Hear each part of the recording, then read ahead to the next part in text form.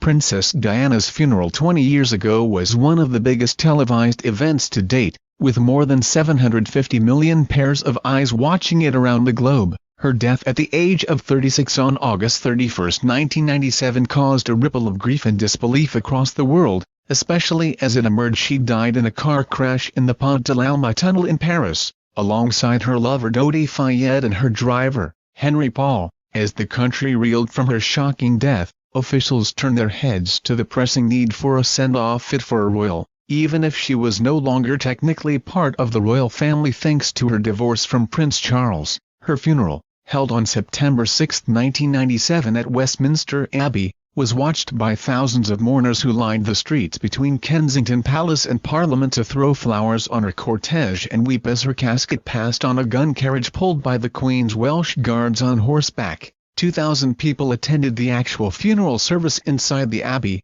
including many of her famous personal friends, who she had met during the course of her charity work with AIDS, landmines and cancer organizations. Her close friend Elton John paid tribute during the ceremony by playing his own version of Candle in the Wind, the hit single he'd originally sung about Marilyn Monroe, but rewrote the lyrics to dedicate to Diana. He was joined by partner David Furness, who echoed Elton's choice of funeral outfit with his own dark suit. Among the other celebrities were Diana's good friend George Michael. The late George, who died on Christmas Day 2016, had been a shoulder to cry on when Diana was going through her divorce, something she described as grim in an answer machine message to the fast love singer. "Not a very loving, compassionate family, this one I'm leaving," she had added in reference to the royals. And it wasn't just British celebrities representing Diana's star power. Hollywood A-listers Nicole Kidman and her then-husband Tom Cruise joined the congregation paying their respects to the princess,